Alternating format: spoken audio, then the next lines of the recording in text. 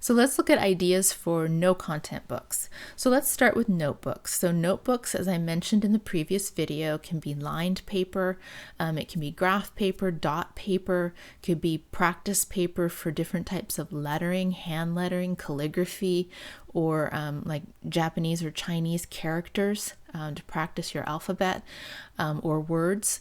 And so there's all sorts of different things. You can have them blank on top with like handwriting paper below, where like little kids practice their cursive, which has like 2 lines with a dash line in between. You might remember that from your own elementary days. I know I do. Also think about art. Not just artists, like you could go back to the public domain and look for artists that you could use in a cover. So people will sometimes buy books based on art covers, as well as people's passions. So you could do one about dogs or a specific breed of dogs. Passions, like some people love chess. And so this is just a notebook, but you have to think again, what are people sharing on social network? What are they passionate about? Because just think about it. You can, in September or August, go to any store and buy a composition book for 50 cents when it's, back to school time here in North America. And what's going to make you spend $6 plus or minus on a notebook on Amazon, other than it kind of expresses who you are. It's a statement about who you are, what you believe in, what your passions are. So think about that when you're making notebooks, because notebooks are really not about the interior, they're about the cover. So again, look to art, look to people's passions, look to people that just, like I put march to your own drummer, people that have things that they're just very specifically focused on, that they want the world to know about. So journals, we talked about in the last video how they can be either no content or low content. Usually the difference is the no content version will have just lines and places for dates. You can have it be themed for problems, but you mostly will do that in a more low content journal where you have prompts. So journals, you can do like line a day, you can do a 5-year journal, a 3-year journal. It can just be a plain old journal with just room for dates and lines. And you could also kind of theme it with a cover. So it could be a journal for teenage girls. It could be a journal for teenage boys. It could be a journal for college life. So it can be very plain on the inside, but your cover can theme it into a more specific audience. Sketchbooks, you cannot do a blank book on KDP, and I think most people looking for a sketchbook would be pretty upset anyways, because it's a different type of paper that's in the sketchbook that you might buy at Michael's or Hobby Lobby. And that type of paper is not available for print on demand. So your options are go to a print on demand platform that does do blank books or sketchbooks, and then just upload your cover there. Or you can just make it as a doodle book. And a doodle book might have some little frames or borders on the pages. It is similar to a sketchbook, but it's not quite as serious, I guess. It's more for practice, for doodling, for having fun. Low content versions might also have prompts to them. So you could be doodle a flower or doodle, a funny expression. Maybe, different types of cartoon characters. So do a cartoon rabbit, do a cartoon rooster.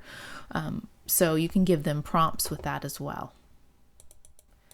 So let's just take a quick look at some examples around the internet. So I'm going to start out with just a basic Google search.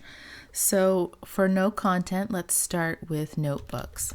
So you can put in notebooks, but you're not going to get a lot of options there. So notebooks for would give you some more options. So now we see notebooks for school, for students, for lefties, for work, for girls. So that's some of the suggestions we're getting there. We can also just do kind of the alphabet soup where you do notebooks A, notebooks B, notebooks C. So we get a couple options under C: cute, cheap, clip art, custom, computer, college ruled. D SD dot grid,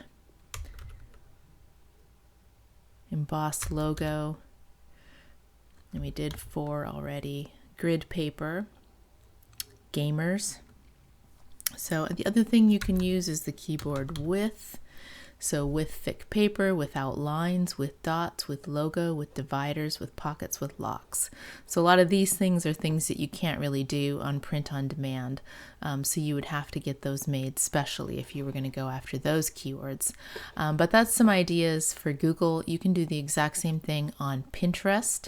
And then you can also go to Amazon and we can do that same search. Notebooks. So just notebooks. I have the, what's it called? Amazon Suggestion Expander Chrome extension installed. So that's why I'm getting all these extras. It's really quite nice because not only does it give me the keywords that you would normally get when you type it in, but this pink section is all keywords before, and then it's giving me some other ideas for keywords. So that's a good extension to install. It's called, again, Amazon AMZ Suggestion Expander. So we can see we've got for work, for girls, for men, for women, Spiral, Muji, I'm not sure what that is.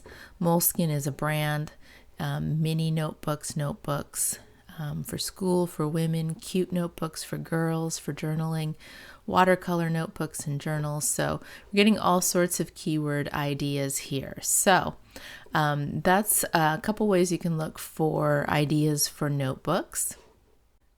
And then finally, just to look for inspiration about what's out there and what kind of things you can be creating. Just do a simple Google search. So let's go with the doodle books this time. And what we're seeing is obviously the shopping tab up here, so we can kind of scroll through that. So take a look at what's out there. When we get to design, covers are going to be really important.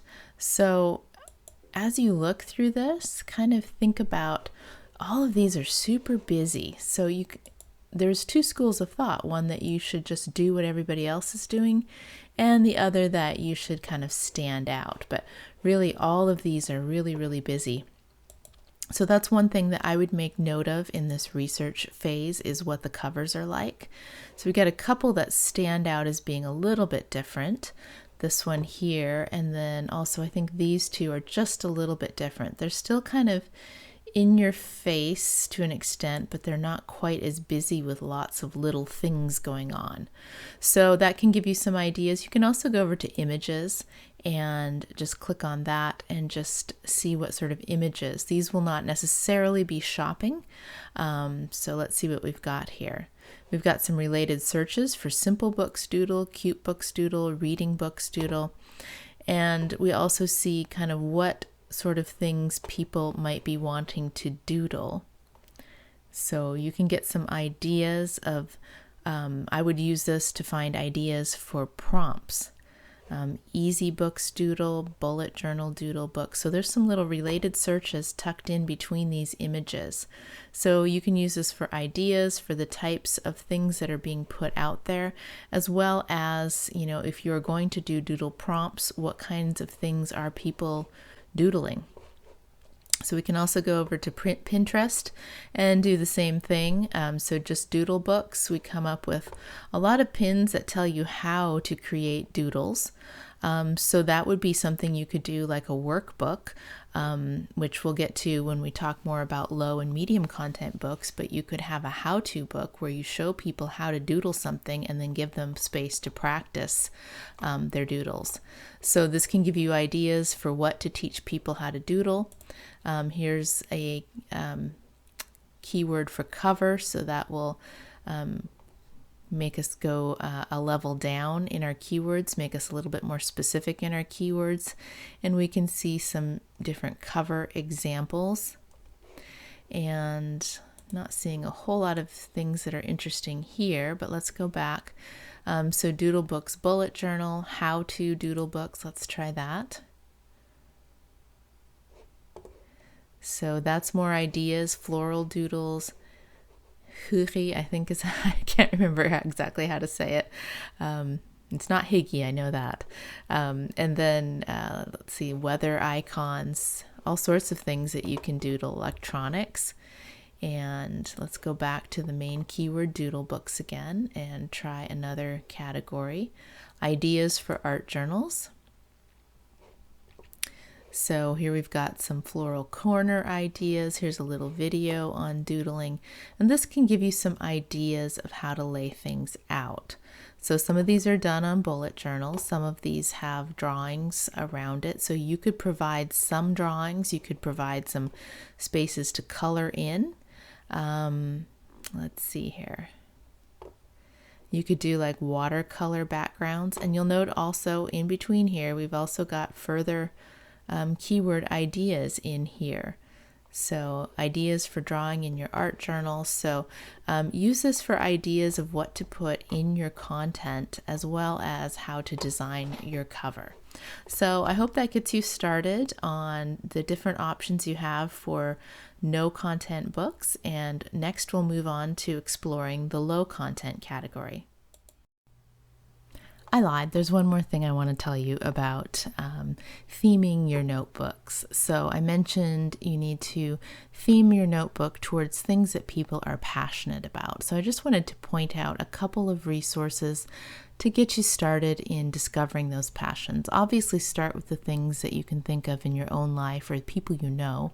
But if you go to Google Arts and Culture, you can have a look at different artists, and there's more to explore here, but I've got it by time, and you'll want to pay attention to what is in public domain when you're doing stuff like this. So you can just kind of slide this along a little bit, and it will give you different centuries. And so you can browse through different artists here and maybe find some that are popular but are not the things that everybody else is doing. Like, I mean, everybody is putting Van Gogh on stuff, or Van Gogh, as the case may be. Monet is super popular for things like that. But, you know, maybe not as many people are doing Pissarro or, you know, I think Klee gets done quite a bit. Sisley maybe not as much, you know, so look at some different artists that are obviously popular because they're listed here, so they are famous, but they may not be as well known, and so you might be able to find some little niches there of people that are passionate about a specific artist that's maybe not quite as popular as some of the ones that you see all over the place. So that's Google Arts and Culture. You can also go to sites that sell artwork, even some of the print on demand like Redbubble, and sort things by popularity. So the other place to find passions would be on Wikipedia. You've got a list of hobbies. You can look for lists of sports. You can look for lists of collections, things like that. But I mean, you got a huge list of hobbies just on this page here. I mean, there's got to be a couple hundred things here. So you can use this to explore different hobbies that you can use as themes in your books as well.